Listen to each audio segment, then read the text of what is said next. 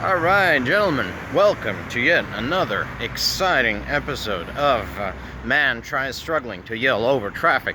And today we're going to have to talk about bogs. We're going to have to talk about the swamplands because from what I understand, Poland and Finland and some of the Baltic states have proposed reflooding some of the drained swamps and bogs of Eastern Europe at the frontier with Russia to deter possible Russian invasion. Now, I don't know if you know this, I know this from playing Total War games, but the entire region between, let's say northwestern Ukraine, so essentially the Pripyat area, the border with Belarus, all of Belarus, the Polish-Belarusian border, the Lithuanian-Belarusian border, parts of Lithuania, right? It's all bogland. It's all swamps, lakes, rivers. It's a very wet area, and it's actually very difficult to move really just anything, armies, freight, through this area. So, yeah. Sun is hiding behind the cloud, no longer need the glasses.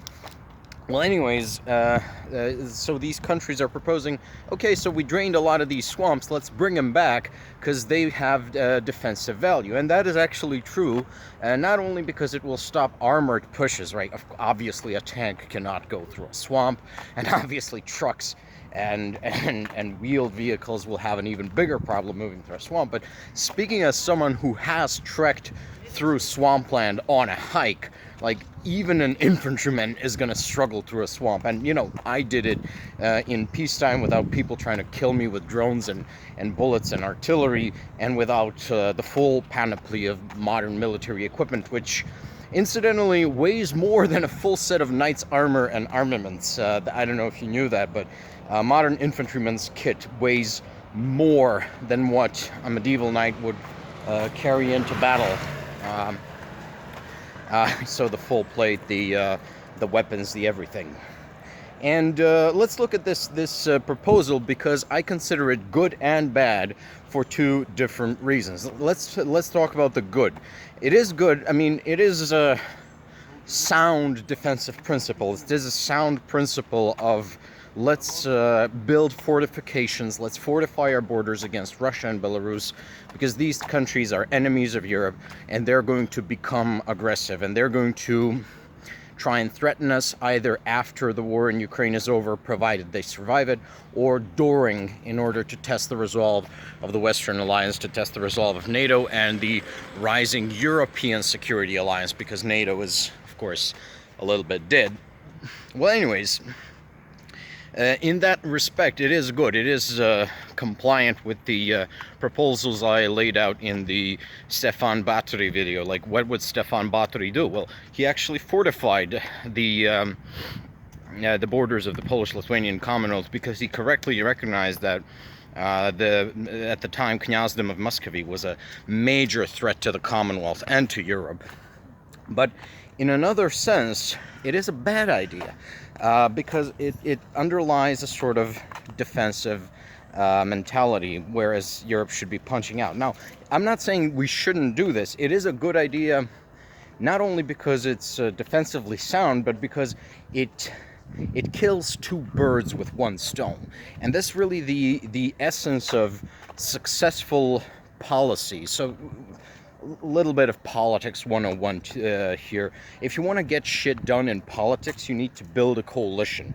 So and when you're building a coalition, you essentially need your policy to be checking the policy proposal lists of more groups than one. Yes, so I would say the primary example from the modern age would be the Friedrich Merz program to rearm and rebuild Germany, where he not only got the German legislature to pass a bill to fund the German military for rearmament, but also, as a part of that, he included a package deal to rebuild German infrastructure, something that was very, very sorely lacking. Like, German infrastructure, especially when you get out of the big cities, is embarrassing for a country that rich. I mean, Yeah, you get that.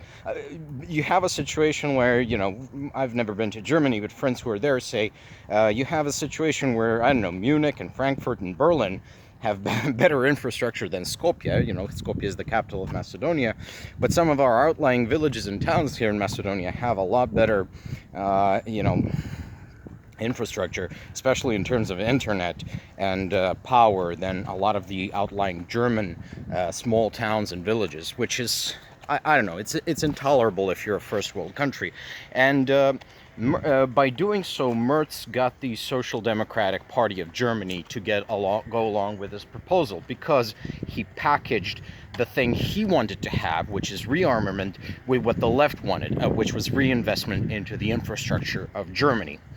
And this is a good proposal because it packages the national security policy, so defense against Russia, with the environmental agenda. Because, I mean, there are all sorts of environmental benefits to having wetlands and bogs. Water is a heat sink, and bogs often act... there's this thing called carbon sequestration, where you have plants and stimulated plant growth, because plants bind carbon when they grow. They decrease the amount of carbon in the atmosphere, thereby contributing to decreased greenhouse effect, thereby helping regulate global warming, climate change, etc., etc., etc. That's called carbon sequestration, and bogs are better at it than farmland or fallow fields.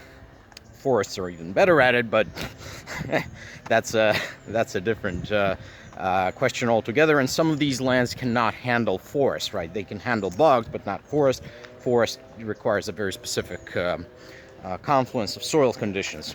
So this sort of policy... Now, of course, there are drawbacks to bogs and swamps. First of all, mosquitoes, like bugs. I'm a big hater of bugs and mosquitoes. I really dislike them, which is unfortunate because I live in a city with several large bodies of water in it. So, we get a lot of mosquitoes here in Macedonia. Here in Skopje in particular, we get a lot of mosquitoes. But there are also obvious environmental benefits and lifestyle benefits for people from returning the boglands. So this is how you do these things. You marry the national policy people with the environmental people, and hopefully get a big enough coalition so that your bill passes. This is how you do politics. Two birds with one stone. That's the good direction. The bad is, like I said, it belies the defensive mentality. Let's hunker down behind our ramparts, behind our bogs and swamps and forests.